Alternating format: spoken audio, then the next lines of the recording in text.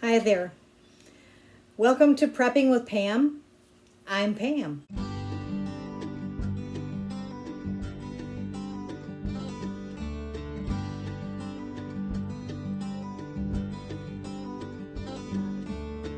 I'm going to fill these jars with water for projects like this. So I didn't use tap water. But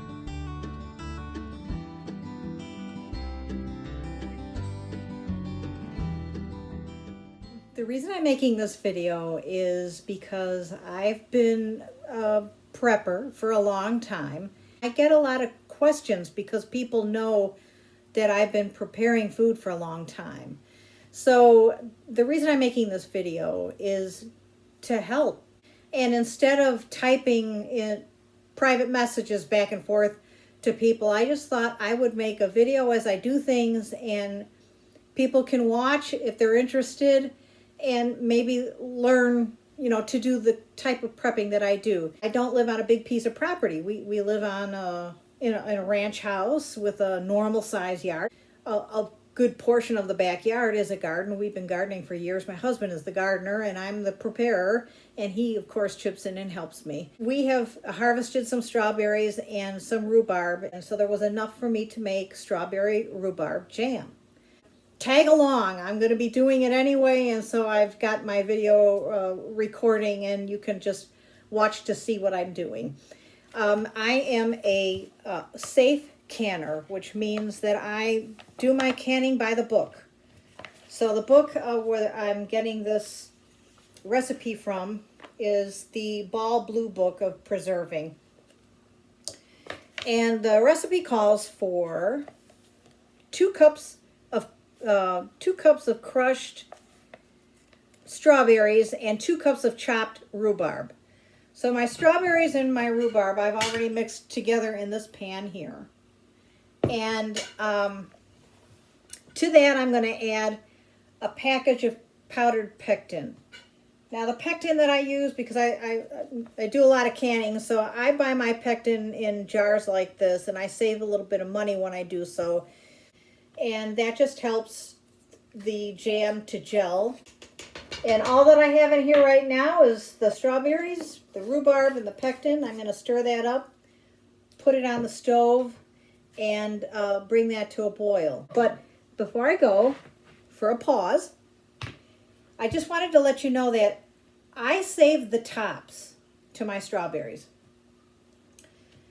I know they have little gadgets where you can dig the top, the green part off of the strawberry. It leaves a little hole in the strawberry. It looks really neat. I don't have time for that. Like I said, I have a job. I work, and so my time is very limited. And so I just cut the tops off. But, when you do that, there's a lot of fruit on the bottom of the green parts. And so what I'm doing here, I took my tops, and it added up to about a quart of strawberry tops. So this is a 2-quart jar. This is a half gallon right here. So what I did was I took the quart of strawberry tops, put it in this 2-quart jar, and I filled the water, filled it with water up to the top. Now I don't use tap water when I do stuff like this. You add 1/4 of a cup of sugar to each quart of water. What I'm making with this is strawberry vinegar. This is going to be great. It's going to take about 5 weeks to produce, but right now this is day 1, and doesn't that look pretty already? And it has to be stirred every day.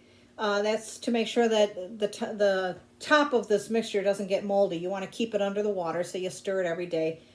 The next day or two, this is going to start bubbling like pop, and it'll get nice and fizzy, and it'll smell kind of like liquor, but and that's good. That's what you want it to do, and it's going to get beyond that point though.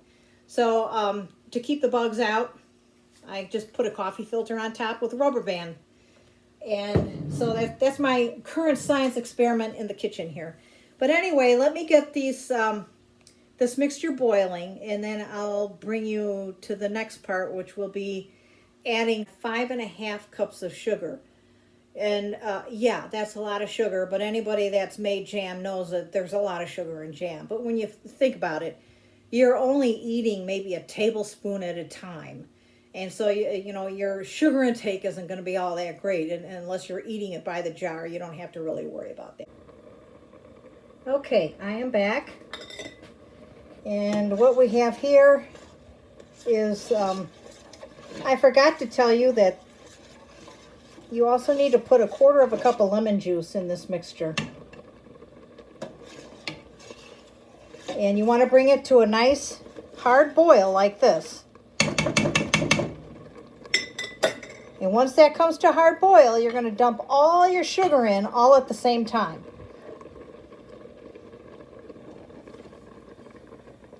Like that.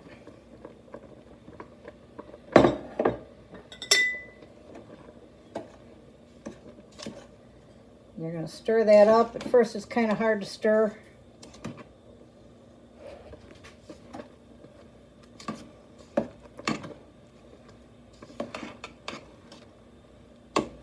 Eventually the sugar melts. And then you want to bring that back to another hard boil. And once that comes to another hard boil, you want to boil it for another minute. And then it will be ready to put in the jars. So I'm not going to have you watch while we watch a pot boil. So I'm going to go ahead and you'll join me again when I'm ready to put the mixture in the pot. Time to fill the jars. Now there was a lot of foam on the top of the mixture, and so I added a pat of butter, which you can do. Pat of butter is just a teaspoon of butter. Not too much, but that helps bring down the foam a little bit.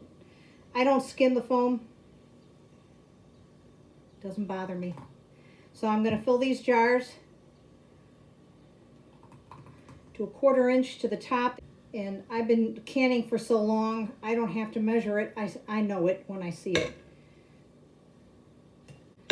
Now the recipe says that it makes 6 half pints. And I measured accurately, so you never know. Sometimes more cooks off than other times. I don't know. So I always have an extra jar or two in case there's extra. If there's extra and I can't fill a jar, I don't process that jar. I just put a lid on it when it cools and put it in the refrigerator. You only have to process it to make it shelf stable. You can always just make these recipes and put them right in your refrigerator. But of course, you wouldn't be eating 6 jars of jam in a few weeks. So this final jar here will just go in the refrigerator. I'm not going to worry about processing this. So it'll be ready to eat when it cools. And it looks watery right now, but it will, once it starts to cool, it will firm up. Now I'm going to get a rag and wipe the rims of these jars. You want to make sure the rims of your jars are clean. Normally I dip the rag in vinegar just to get it extra clean, but I forgot to have that ready, so I'm just using water. I prefer to use vinegar though, but see, there's nothing on the rag. I didn't really get anything on the rims, but you want to make sure to get a good seal, that you don't skip this part.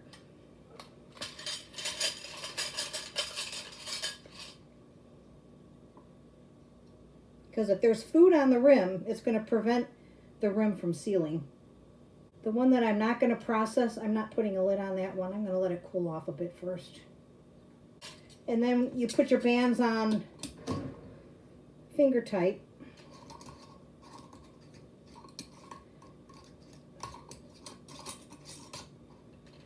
But that's subjective. I don't know what they really mean by finger tight.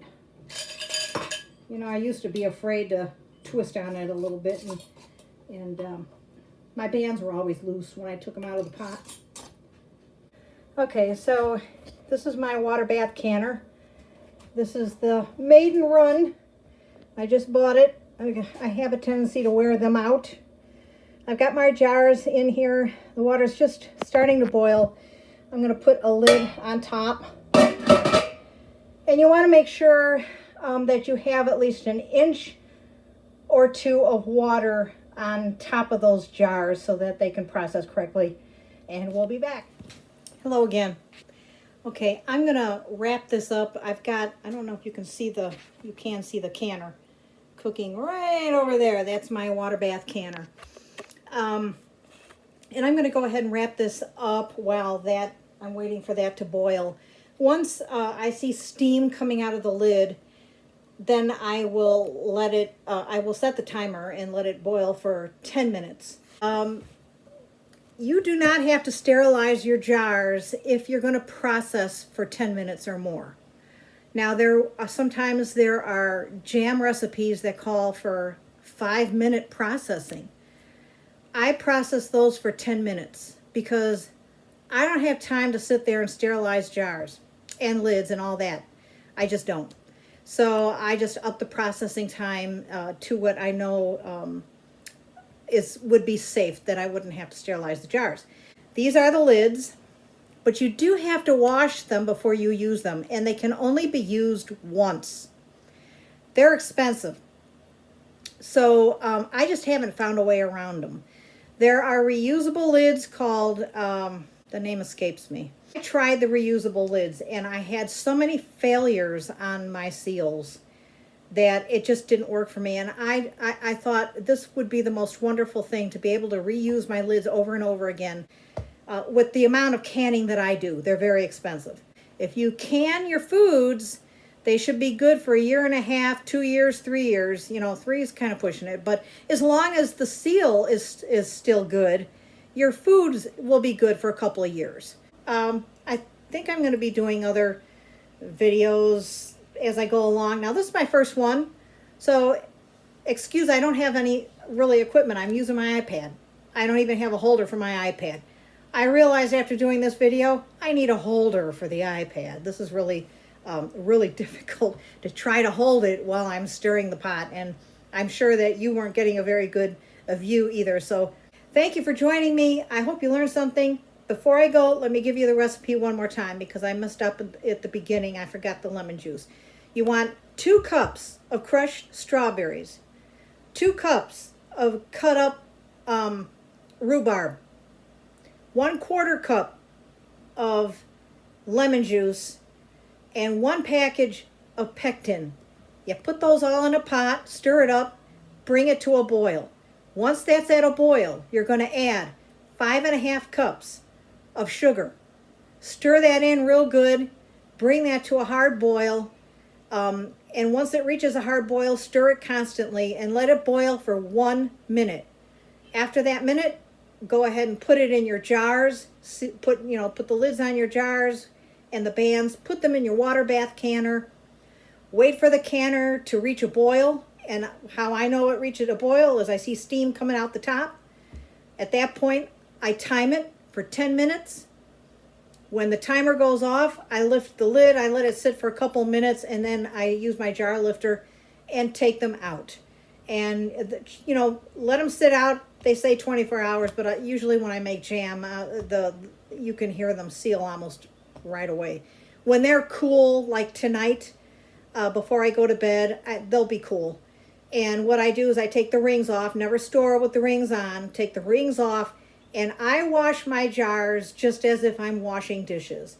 I take my sponge and I put soap on it, and I wash the sides, the top, and the bottom, because I learned a long time ago, if you don't get every little food particle, because when you're processing it, little pieces of food do come out, and if you don't get it off, it's going to mold when you put it away for storage. So I hope you enjoyed the video, and we'll see what I make next time. I have no idea.